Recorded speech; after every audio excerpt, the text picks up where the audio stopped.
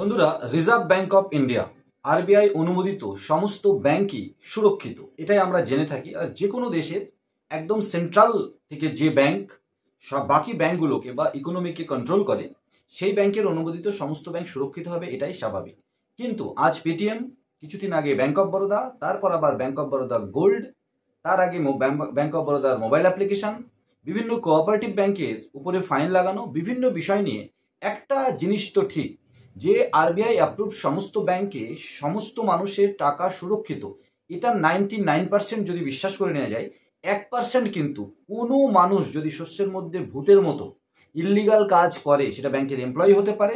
আমরা কিছুদিন আগে দেখেছিলাম আইসিআইসিআই ব্যাংকের টপ লেভেলের একদম নাম্বার 1 পার্সনও ঘোটালার জন্য কিন্তু সরিয়ে দেওয়া হয়েছিল বা অনেক কিছু হয়েছে।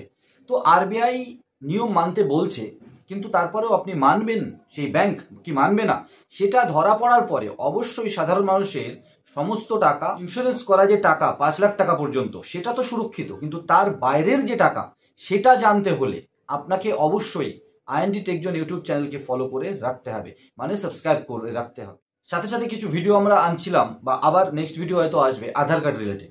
আধার কার্ড ডিঅ্যাক্টিভেট হয়ে গেছে, এখানে বিভিন্ন রাজনৈতিক কথাবার্তা কিন্তু শুরু হয়ে গেছে। সত্য মিথ্যা পরে যাচ হবে, কিন্তু আলটিমেটলি কিছু মানুষের কাছে যে চিঠি এসেছে এটা সত্যি। আর 28 এর যে সংবিধানটা রয়েছে আধারের, আমরা গত ভিডিওতে বলার চেষ্টা করেছি, যেখানে 28 এর সংবিধান অনুযায়ী যদি আনসিকিউর মনে হয়, যদি ডকুমেন্টসের কমি মনে হয়, ক্যান্সেল বা ডিঅ্যাক্টিভেট কিন্তু আধার ডিপার্টমেন্ট করতে পারে। কিন্তু এখানে সত্যিই যদি রাজনৈতিক কোনো ষড়যন্ত্র হয়ে থাকে, সেটা দেশের জন্য খুব একটা ভালো না, এটা সবাইকে নজরে রাখতে হবে। বন্ধুরা, পেটিএম পেমেন্ট ব্যাংক একটা হট কেক টাইপের টপিক, এখন আমরা তা নিয়েও ভিডিও আনছি কন্টিনিউ। আর আমাদের সমস্ত ভিডিওতে যে ভিউ আসবে, ভালো ভিউ আসবে, সেটা নাও হতে পারে, কারণ আমরা এমন কোনো টপিকেও আপনাদের সাথে কথা বলি যে টপিকটা আমাদের মনে হয়েছে অনেক মানুষের দরকারি, কমেন্ট সেকশন থেকে শুরু করে, হোয়াটসঅ্যাপ থেকে শুরু করে, কল পর্যন্ত। আমরা আবার একটা রিকোয়েস্ট করে নেব, আমাদের ডাইরেক্ট কল করবেন না, কল অ্যাটেন্ড করা সবার সম্ভব হয়ে ওঠে না। হোয়াটসঅ্যাপ করুন, কমেন্টস করুন। আর কমেন্টস করার পরে বা হোয়াটসঅ্যাপ করার পরে দেখবেন যত তাড়াতাড়ি সম্ভব আমরা উত্তর দিয়ে দিই। কল তাদের জন্যই যাদের নাম্বার সেভ হয়ে যায় বা যারা আমাদের সাথে জুড়ে কাজ করছেন। টোটাল কথা এরকম যে কলে সাপোর্ট সেটা ফ্রি অফ কস্ট সবার জন্য দেওয়া সম্ভব নয়, এটা আপনি হলেও পারতেন না, মার্জনা করবেন। ব্যাংক অ্যাকাউন্ট, সেভিংস আর কারেন্ট, দুটো টাইপের অ্যাকাউন্ট। সেভিংস অ্যাকাউন্ট পয়সা জমানোর জন্য, টোটাল ইনকামের পরে যে প্রফিটটা আর খুব একটা কাজে লাগবে না, বা স্যালারি আসলো, ইন্টারেস্ট আসলো, সেগুলো রাখবো কোথায়, সেটার জন্য হচ্ছে সেভিংস অ্যাকাউন্ট। আপনি বছরে লাখ লাখ লাখ লাখ টাকার লেনদেন করছেন, ক্যাশ ডিপোজিট করছেন, অনলাইন করছেন, এ করছেন, ও করছেন, এবং সেটা হিউজ অ্যামাউন্ট, তার মানে ওটা সেভিংস অ্যাকাউন্টের জন্য তো নয়। ওই ফিচার্সটা ফুলফিল করার জন্য কারেন্ট অ্যাকাউন্ট রয়েছে, এটা আপনাকে বুঝতে হবে। আর আমি জানি ম্যাক্সিমাম মানুষ জানেন, যারা জানেন না আজকের ভিডিওটা তাদের জন্য, বা একটু আধটু জানেন আজকের ভিডিওটা তাদের জন্য। বন্ধুরা, বছরে 10 লাখ টাকার বেশি সেভিংস অ্যাকাউন্টে ক্যাশ ডিপোজিট করা যায় না, করবেন না। একসাথে 1 লাখ টাকার বেশি একদিনে ক্যাশ ডিপোজিট করা যায় না, করবেন না। এবার তার থেকে বেশি করলে নোটিশ আসতে পারে। 10 লাখ টাকার বেশি যদি সারা বছরে ক্যাশ ডিপোজিট করেন, তাহলে নোটিশ আসতে পারে। আপনার পয়সা 10, 20, 30, 40 আপনি ডিপোজিট করতেই পারেন, নোটিশের জন্য তৈরি থাকবেন। যদি সোর্স অফ ফান্ড যদি আপনার সঠিক থাকে, আপনার কাছে প্রুফ থাকে, আপনি আইটিআর ফাইলে বলে দেবেন, তাহলে নোটিশ নিয়ে খুব একটা চিন্তার বিষয় নয়।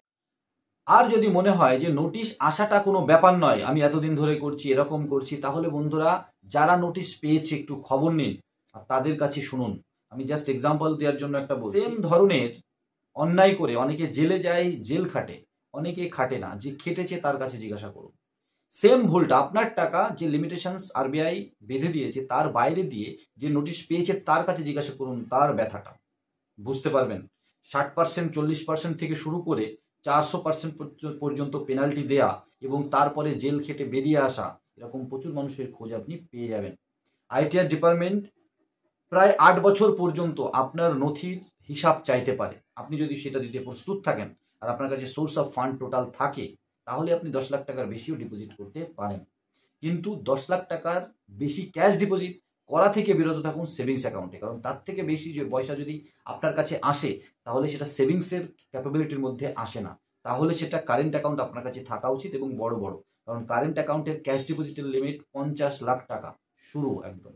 তারপরে আরও ভেরিয়েন্টে আরও ক্যাশ ডিপোজিট আপনি করতে পারেন। আমি আবার বলছি, সেভিংস অ্যাকাউন্টে আপনাদের ইন্টারেস্ট দেওয়া হয়, কারেন্ট অ্যাকাউন্টে ইন্টারেস্ট দেওয়া হয় না। তো কারেন্ট অ্যাকাউন্টে ব্যবসা করুন, সেভিংস অ্যাকাউন্টে নিজের সেভ করা পয়সা আনুন এবং সেটা খরচ করুন, এর জন্যই সেভিংস অ্যাকাউন্ট। বন্ধুরা, এখানে আমি একটা ছোট্ট উদাহরণ আরেকটা দিয়ে নিই। ট্রেনের টিকিট না কেটে অনেক দিন হয়তো অনেকেই ধরা পড়েছে। যদি ট্রেনের ধরা পড়া হয় টিকিট না কেটে, তো দেখবেন 10 টাকার 50 টাকার 20 টাকার টিকিটের জন্য 250-300 টাকা ফাইন নিয়ে নেয়। তার মানে ফাইন যখন হয়, আপনি যদি ভাবেন 10 টাকার টিকিটের দাম আপনি 20 টাকা নিয়ে নিন, চলবে না। তার মানে আমি যে বললাম 40 থেকে 60% বা 400% পর্যন্ত পেনাল্টি কিন্তু আপনার লাগতে পারে। এই ভিডিওটা বানানোর আরেকটা উদ্দেশ্য, আমাদের টিমের মধ্যে থেকে অনেকে ব্যবসা কি করে করবো তাহলে সেভিংস অ্যাকাউন্টে। আসলে কি বলুন তো, আপনাদের ভিতরে কোনো ভয় তৈরি করার বিন্দুমাত্র ইচ্ছা নেই। অ্যাকচুয়ালিটিটা বলে আপনাদেরকে সজাগ রাখা যে আপনারা এই পথে বা এই ভুলে পা দেবেন না।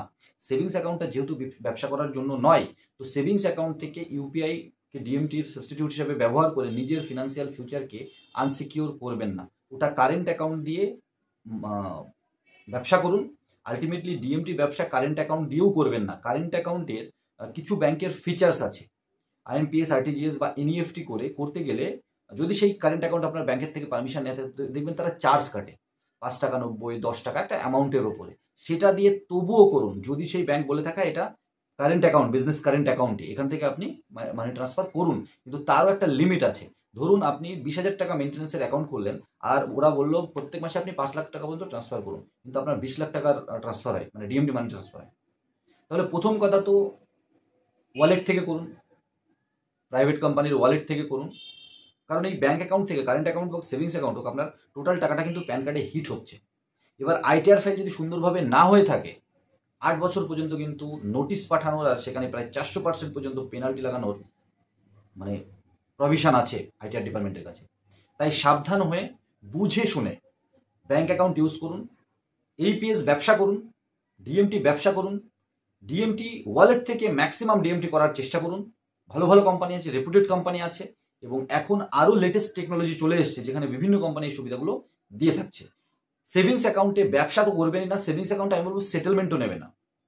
এপিএস এর সেটেলমেন্টটাও আপনি চেষ্টা করুন কারেন্ট অ্যাকাউন্টে নেওয়ার। এতদিন পর্যন্ত জানিয়েছেন, অতীত তো আমাদের হাতে নেই, সেটা বর্তমান তো আমাদের হাতে। এখন থেকে একটা কারেন্ট অ্যাকাউন্ট করে সেখানে সেটেলমেন্ট নিন, সেখান থেকে ক্যাশ উইথড্রল করুন, সেখান থেকে অন্যান্য ব্যবসায়িক লেনদেন করুন, নিশ্চিন্তে থাকুন। ব্যাপারটা হচ্ছে 8 বছর পরে গিয়ে, 7 বছর পরে গিয়ে যদি নোটিশ আসে, আপনি কিন্তু আজকের যে ট্রানজাকশন তার নথি দেওয়া আপনার পক্ষে খুব কষ্টকর। আর এটা যদি কারো একবার চলে আসে, তার কাছে খোঁজ নিয়ে তার ব্যথাটা একটু শুনে আসবেন, ঠিক আছে? সমস্ত ভিডিও আইডি বিক্রি করা বা আমাদের সাথে জোড়া বা টেলিগ্রাম চ্যানেলে এই সমস্ত প্রমোশনাল কথাবার্তা আমরা বলি না। আমরা আপনাদের জন্য ভিডিও বানাই, বিভিন্ন পারসেপশন থেকে ভিডিও বানাই। সেখানে কিছু ভিডিও আপনাদের পছন্দ হবে, কিছু ভিডিও পছন্দ হবে না। আপনারা কমেন্টস করুন, আমরা নিজেদেরকে শুধরে নেওয়ার চেষ্টা করব। তাই 10 লাখ টাকার বেশি সেভিংস অ্যাকাউন্টে ক্যাশ ডিপোজিট করবেন না, আর ব্যবসা তো সেভিংস অ্যাকাউন্ট দিয়ে করবেনই না। আশা করি আজকের এই ছোট্ট ভিডিওটা ভালো লাগলে অবশ্যই লাইক শেয়ার করবেন। আর নতুন হলে চ্যানেলে আইএনডি টেক জোন চ্যানেলটাকে সাবস্ক্রাইব করে পাশে থাকবেন। নতুন একটা ভিডিও নিয়ে খুব তাড়াতাড়ি। সবাই ভালো থাকুন, সুস্থ থাকুন।